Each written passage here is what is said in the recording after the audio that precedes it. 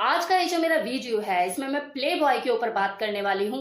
Play boy मतलब जैसे नाम ही अपने आप में सजेस्ट कर रहा है, वो लड़का जो कि खिलाड़ी है, लेकिन क्रिकेट का खिलाड़ी नहीं और ना ही फुटबॉल का चैंपियन, बल्कि वो लड़का जो कि किसी लड़की की फीलिंग से भली भांति खेलना जानता है, एक्सपर्ट है।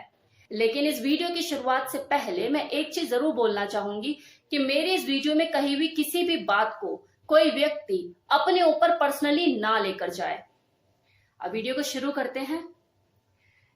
सेक्सुअल एंड इमोशनल नीड किसी भी लड़के या लड़की को अंधा बना देती है और ये प्ले बॉय अपनी इसी सेक्सुअल नीड, अपनी इसी सेक्सुअल डिजायर को पूरा करने के लिए किसी लड़की की फीलिंग से खेलते हैं और उसे मैनिपुलेट करते हैं, अपने सेक्सुअल पर्पस को सॉल्व करते हैं। ये प्ले बॉय जो होते हैं ये फिजिकली और इमोशनली अटैच नहीं होते, या ये कह लो ज्यादा टिकाऊ नहीं होते, क्योंकि ये भूख लगने से पहले ही अपनी भूख को शांत कर लेते हैं। ये सॉफ्ट स्पीकर होते हैं, बातों के बादशाह होते हैं। ये किसी भी लड़की की रिस्पॉन्सिबिलिटी बेड पर तो भली भांति उठा लेते हैं, क्योंकि वहां पर इनका भी पर्पस सॉल्व होता है।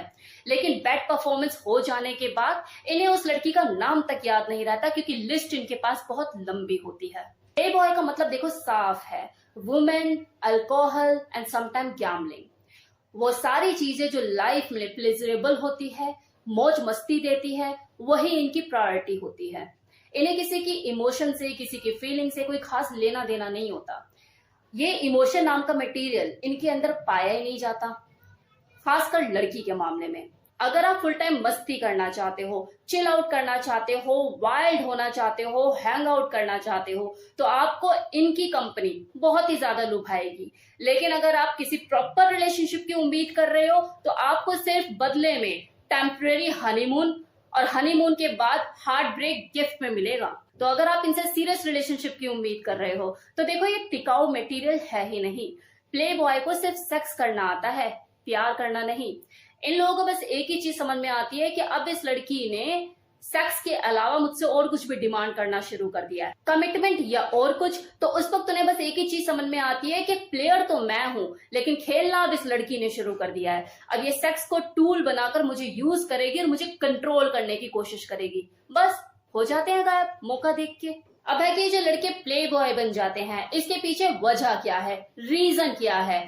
तो देखो सबसे बड़ी वजह तो यही होती है उनका शौक। कुछ लड़के ऐसे होते हैं जो शौकियाना मिजाज के होते हैं, मतलब उन्हें गोरी भी चाहिए, काली भी चाहिए, लंबी भी चाहिए, छोटी भी चाहिए, अमेरिकन भी चाहिए, चाइनीज भी चाहिए, सबकी लेनी है उन्हें।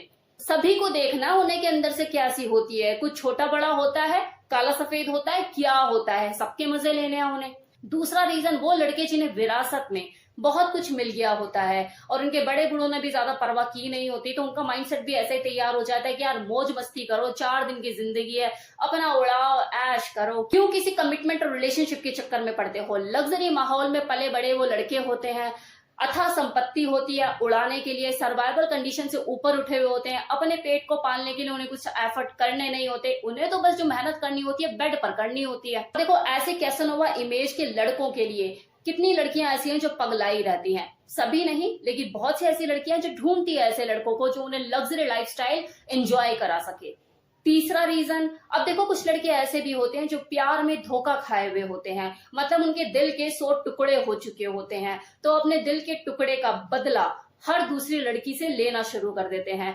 इस बीच में उन्हें कोई लड़की ऐसी टकराती भी है जो उससे सच्चा प्यार करने लग जाए, लेकिन वो बिलीव नहीं करते, उनका विश्वास उठ चुका होता है, उन्हें बस ये लगता है ये सब छलावा है, फेक है, कुछ प्यार व्यार नहीं होता। तो इस वजह से भी वो प्ले बॉय बन जाते हैं। अब देखो इस प्ले बॉय में 2 तरह की कैटेगरी भी पाई जाती है।